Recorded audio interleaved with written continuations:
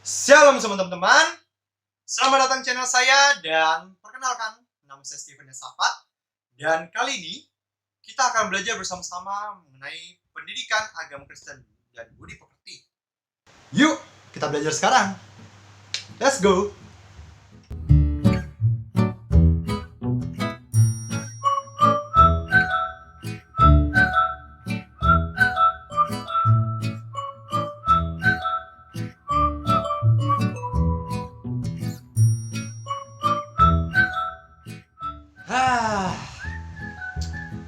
Capek.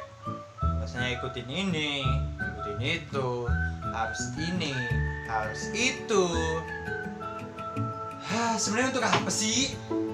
Mama tekanin disiplin mulu. Sekolah juga harus disiplin. Sebenarnya disiplin itu untuk apa sih?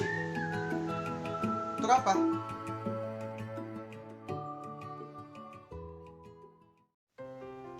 Mungkin banyak dari kalian yang mempertanyakan, Kak, kenapa sih kita harus hidup disiplin? Lalu Kak, kenapa sih kita harus mengikuti peraturan seperti ini? Lalu kita harus mengikuti peraturan seperti itu? Lalu kenapa ada peraturan yang memaksa kita banget, Kak? Kan kita capek, kita terbebani, Kak, karena ada peraturan itu. Nah, teman-teman, di sini aku ingin belajar bersama dengan teman-teman semua, dan aku ingin mengajarkan kepada teman-teman bahwa disiplin itu menjadi suatu hal yang penting bagi kita, terutama sebagai seorang manusia. Ikuti terus video ini sampai habis dan kita belajar bersama-sama mengenai makna dari kedisiplinan. Ikuti terus video ini dan selamat belajar.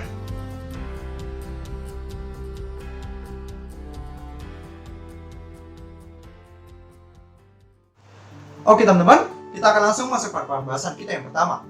Dari pengertian disiplin. Disiplin sendiri adalah suatu bentuk tindakan untuk mematuhi dan melakukan sesuatu sesuai dengan nilai-nilai, aturan-aturan, dan norma-norma yang berlaku, yang dipercayai merupakan tanggung jawab yang harus dimiliki oleh setiap manusia. Teman-teman perlu tahu, disiplin bukan hanya tentang hukuman, bukan tentang hanya kita harus dipaksa melakukan seperti ini, ataupun kita harus menjadi seperti ini. Namun, ada hal yang perlu kalian ketahui mengenai kedisiplinan. Disiplin itu juga merupakan suatu pembentukan seorang manusia untuk menjadi karakter yang lebih baik lagi, atau mempunyai karakter dan kepribadian yang lebih baik dibandingkan sebelumnya, teman-teman. Jadi seperti itu. Jadi bukan hanya tentang hukuman saja, namun di sini teman-teman, disiplin ada suatu tindakan untuk memproses kita menjadi seorang yang lebih baik lagi dibandingkan sebelumnya. Itu teman-teman dari pengertian dan makna dari disiplin. Mungkin banyak dari kalian beranggapan pendisiplinan kalian di rumah dan di sekolah itu terlalu berat untuk kalian. Kak, aku gak suka didisiplinkan di rumah. Aku gak suka, Kak, digituin sama mama, dipaksa mulu sama mama. Harus ikutin ini, Kak, harus ikutin itu, Kak. Aku kan capek, Kak. Aku kan juga ada kegiatanku sendiri, Kak. Aku punya hidupku sendiri loh, Kak. Teman-teman perlu ketahui bahwa ketika orang tua kalian mendidik kalian, ketika orang kalian masih meminta kalian untuk menjadi pribadi yang lebih baik lagi, itu merupakan menjadi salah satu contoh kasih sayang yang diberikan kepada kalian. Ketika kalian tidak didisiplinkan lagi, itu merupakan hal yang buruk.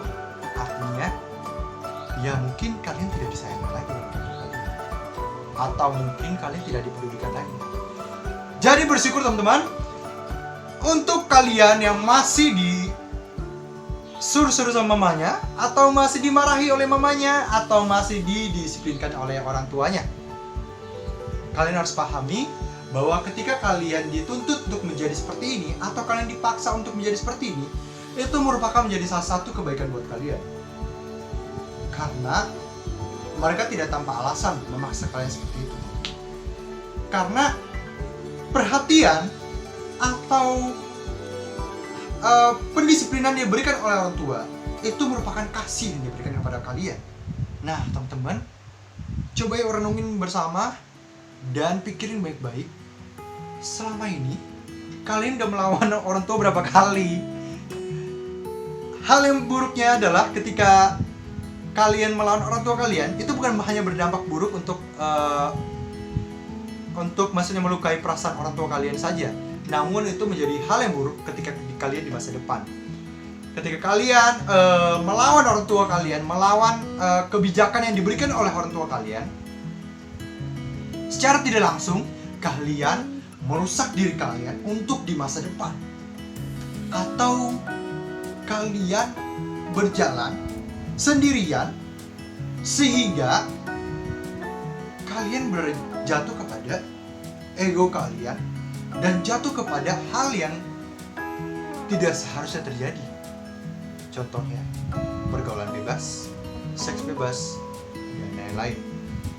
Nah, makanya teman-teman, yuk mari kita belajar bersama dan mari kita bersyukur ketika kalian masih diperhatikan oleh orang tua kalian, ketika kalian masih dituntut oleh Tuhan untuk menjadi seperti ini. Karena itu menjadi kewajiban kalian untuk menjadi lebih baik. Seperti itu.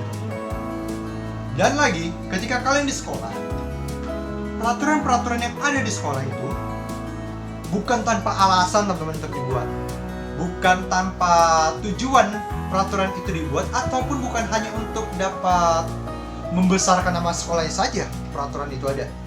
Namun teman-teman, bahwa hal yang perlu kalian ketahui, di dalam sekolah bukan hanya tentang kita belajar mengenai teori saja. Ketika kita datang ke sekolah, kita bukan hanya diajarkan secara teori oleh guru, kita datang duduk manis pulang.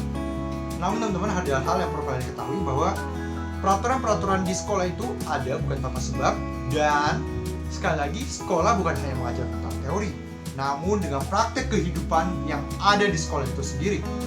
Itu merupakan menjadi proses pembentukan dan pendisiplinan dari seorang manusia untuk menjadi lebih baik lagi. Seperti itu teman-teman.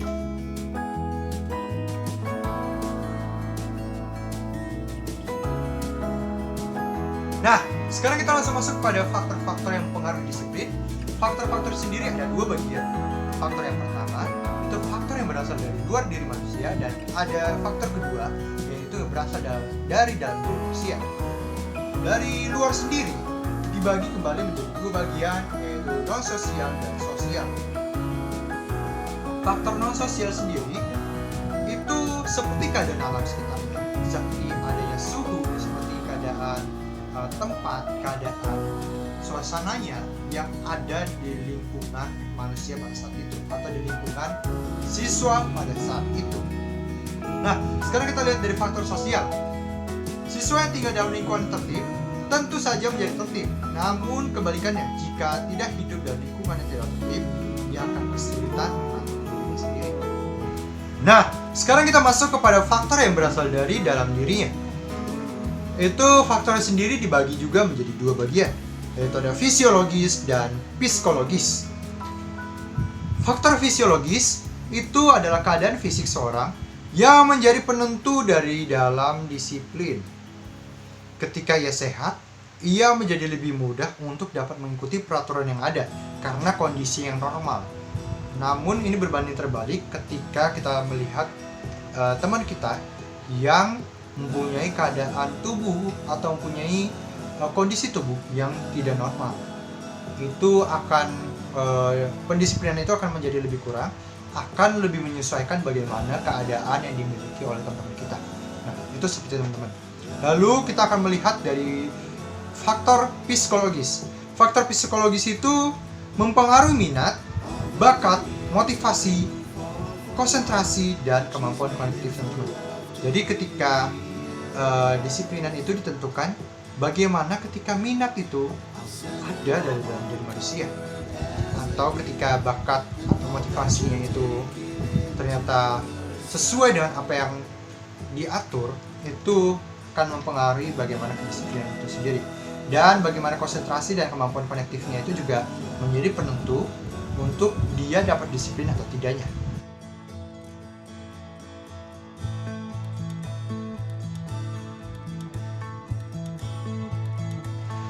Oke teman-teman, sekarang kita akan melihat bagaimana makna disiplin itu dari kitab Yosua pasal 24 ayat 14 sampai 28. Di sini saya tidak akan membaca secara keseluruhannya karena akan memakan waktu yang cukup banyak, sehingga teman-teman bisa membacanya dari rumah kalian masing-masing dan dari Alkitab kalian masing-masing tentunya. Di sini saya akan menjelaskan secara ringkas bahwa dalam Yosua pasal 24 ayat 14 sampai 28 membahas bagaimana perjanjian Tuhan dengan bangsa Israel itu kembali diperbarui. Yosua kembali membacakan perjanjian Tuhan di hadapan bangsa Israel. Pembaruan perjanjian di antara Tuhan dan bangsa Israel mencakup komitmen ganda, yaitu Allah membuat komitmen untuk memelihara umatnya, dan yang kedua bangsa Israel membuat komitmen untuk hanya melayani dan beribadah kepada Tuhan.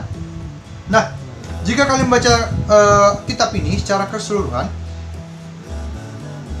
bahwa adanya keinginan dari Allah untuk bangsa Israel agar beribadah kepada Dia saja dan hanya menyembah kepada Dia saja sebagai Tuhan yang telah memimpin bangsa Israel itu keluar dari tanah Mesir. Nah, seperti itu teman-teman.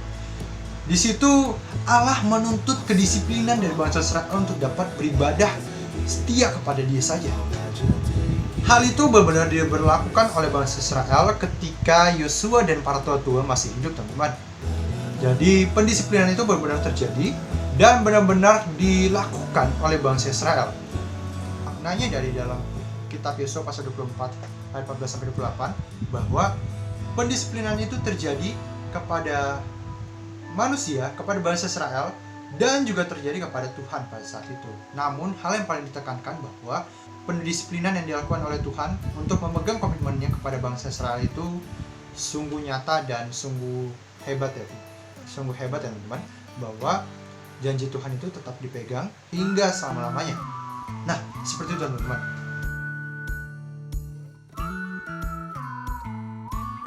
Nah, sekarang kita masuk pada pembahasan kita yang terakhir nih, yaitu bagaimana cara mengaplikasikan atau bagaimana cara kita agar kita dapat disiplin. Nah, tadi setelah kita mendengar penjelasanku secara singkat mengenai kedisiplinan itu, sekarang saatnya kita mempraktekkan kedisiplinan itu dalam kehidupan kita. Nah, sekarang bagaimana cara kita mempraktekkan kedisiplinan itu dalam kehidupan kita, terutama di dalam keluarga. Nah, ketika kita berada di rumah, kita harus dapat membantu orang tua kita. Jadi, kita tidak hanya dipaksa oleh orang tua kita untuk dapat membantu mereka, atau kita tidak diteriak-teriaki untuk dapat membantu mereka, tapi kita adanya kesadaran dalam diri kita untuk mendisiplinkan diri kita sendiri ketika mereka sedang mengerjakan sesuatu, kita dapat membantu mereka. Nah, hal itu merupakan menjadi salah satu contoh mengaplikasikan kedisiplinan dalam kehidupan kita. Lalu adanya bangun tepat waktu, belajar setiap hari, merapikan tempat tidur ketika bangun, lalu mandi dengan teratur, lalu makan dengan teratur, dan menjaga kebersihan rumah dan lain-lain. Nah, seperti itu teman-teman, bagaimana mengaplikasikan kedisiplinan di dalam rumah. Nah, kita lihat sekarang bagaimana pendisiplinan di sekolah. Nah, teman-teman, untuk bagaimana cara kita mendisiplinkan diri kita sendiri di sekolah, yaitu dengan masuk sekolah tepat waktu, mengikuti peraturan yang ada, lalu menggunakan seragam yang sudah ditentukan, menggunakan pakaian yang sopan dan santun, lalu menyapa setiap guru yang bertemu dengan kita di saat jalan. Nah, seperti itu salah satu dari contoh-contoh pendisiplinan yang harus kita terapkan dalam kehidupan kita di keluarga dan di sekolah. Nah, seperti itu teman-teman, dari pemaparan saya, dari pemaparanku dan pembelajaran kita semua mengenai kedisiplinan. Nah, sekarang giliran teman-teman untuk dapat mempraktekkan dan dapat melakukan kedisiplinan itu dalam kehidupan kalian. Bagaimana caranya? Lakukan secara perlahan, latih terus hingga kalian dapat membiasakan diri kalian untuk dapat disiplin. Seperti itu teman-teman. Dan sekian dari pesan-pesan saya dan sekian dari penyampaian informasi dari saya. Mohon maaf bila ada kesalahan kata dan kekurangan kata. Saya mohon maaf dan sampai jumpa ke video selanjutnya dan see you, goodbye.